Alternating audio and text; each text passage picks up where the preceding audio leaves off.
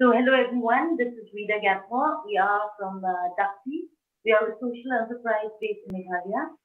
I did my graduation from NIST, and when I came back from Mumbai, I was working in Mumbai for many years, and then when I came back in 2007, that's when I realized that there's an opportunity and met Peter during the journey in 2010, and that's when we started. Hi, I'm Peter. I finished ceramics from NID in Ahmedabad and came back here. So, on Sterling, we were drawn in by the rich culture, the tradition, the skills, the resources available here in our state. But what we found was lacking with the opportunities.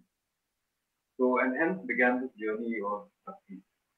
I would like now to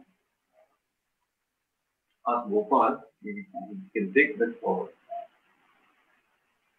Hello, everyone. My name is Gopal. I'm based in Mumbai, and I'm one of the team members of Dakti Craft. So let me start with a brief introduction about Dakti. The idea came about when we wanted to give humane solutions to human problems. And we wanted to sort of bring about this in the textile and handicraft sector. And going forward, we also want to expand into the food and agriculture sector.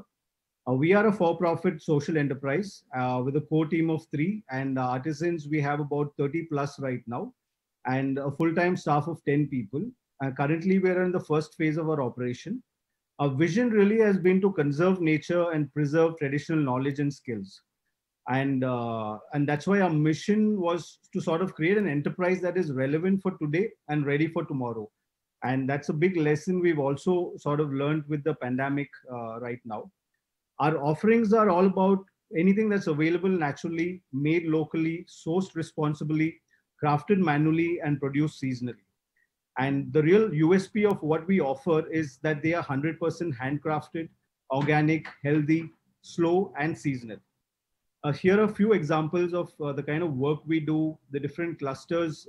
Both Rita and Peter are very hands-on in the work they do. They travel a lot, interact with the craft clusters, mainly the pottery cluster in Jaintia Hills and the bamboo and cane cluster in East Kasi Hills.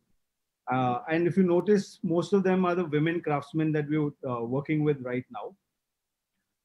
So the opportunity really, where we saw the opportunities were sort of when identifying the problems and bringing about solutions for these. The biggest problem we found was the human attitude to consume more and value less. So that we said, let's try and address that by helping the consumer feel the real worth of any product that he buys and actually feel the value that it brings to his life. The second thing was the lack of history, emotions, and craftsmanship attached to the products that are actually flooding the market right now.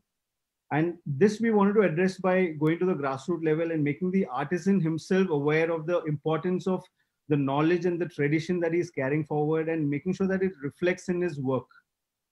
And the third thing was about the fact that the handmade products today, if you notice, is losing its relevance in the modern lifestyle.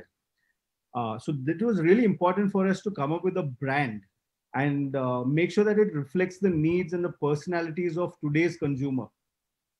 And the markets we identified for this were the readily available markets like the handmade, eco-friendly, green fashion, organic produce, and the slow food markets. These are our focus areas now. The consumers we're really talking to are the ones who are very ethical in what they're looking for, especially when it comes to the rarity, the purity, the simplicity, the originality, and functionality of the products that they want to pick up.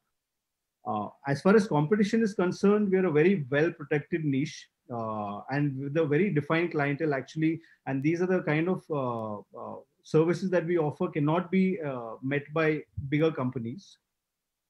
Here are some examples of what we do. The black clay pottery range, we have a cookware and tableware range. We've also delved into fashion accessories using bamboo and cane. And we also do furniture with bamboo. These are the examples. A few of the examples actually. As far as our approach for the next 2 years is concerned, we want to take one craft at a time because there are so many crafts to explore in Meghalaya. Our focus really over the next 2 years is going to be to set up the black clay pottery range as a main product line. We want to expand our current catalog, which is beyond and go beyond tableware and cookware, because we've seen a lot more possibilities, especially with the feedback we're getting from people. And the third agenda is to build a team, like, to start, to handle it from start to end when it comes to production, operations, and distribution, so that it allows us to go to the next craft. We don't want to leave it halfway. Another agenda is to think long term in what we do. So that's why we want to invest more on the human skills. Our focus is really going to be on organic materials, and we really want to embrace clean energy. And these are our long-term goals. As far as sales and distribution is concerned, our direct orders are the private orders that we get, corporate orders and commission projects, which have been keeping us busy.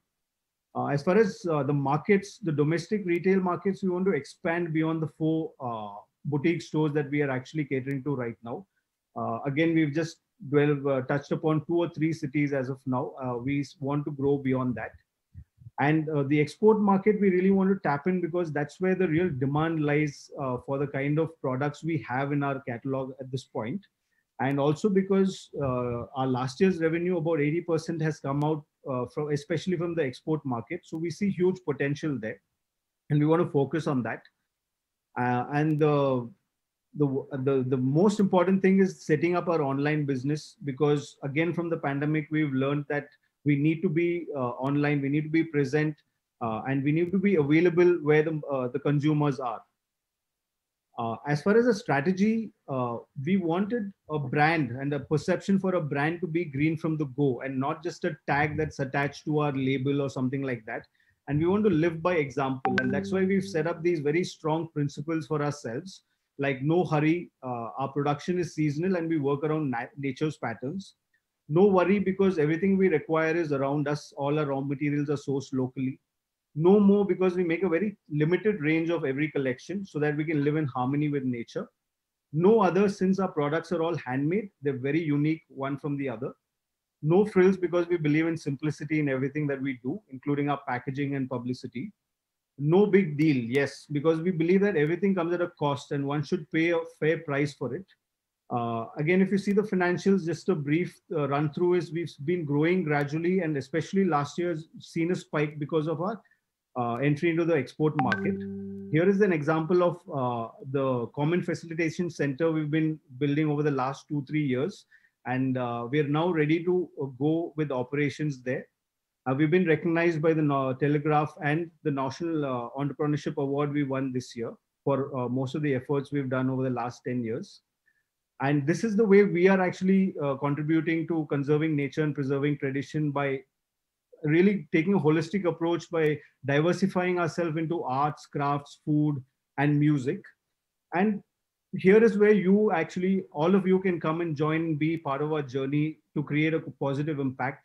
The various ways to support us is we want to embrace clean energy. So we're looking at technology partners to implement renewable energy systems. As far as creating livelihood, we are encouraging more corporates to come in and give us orders. We're looking at sponsorships for our events and workshops that we do across India and even locally. We are looking for partners and collaborators when it comes to the intervention programs that we're doing within the clusters, engaging craftsmen. As far as scaling up is concerned, yes, a lot of it depends on the funding. We are also looking at consultancy in terms of business, running the business, and how we can actually expand and grow. And R&D has been a very important part of the process of our growth. So especially because most of the areas we're dealing with have very less research and development already done. Especially an example I can give you is the pineapple fiber and other materials like that. And one of the biggest areas we want support is to set up our online store and people to manage the social media presence, because that's eventually going to be the way for us to reach out to our customers. So yes, please come, join the journey, and there are many ways we can work towards creating a positive impact together. Thank you. I'd like to end it there.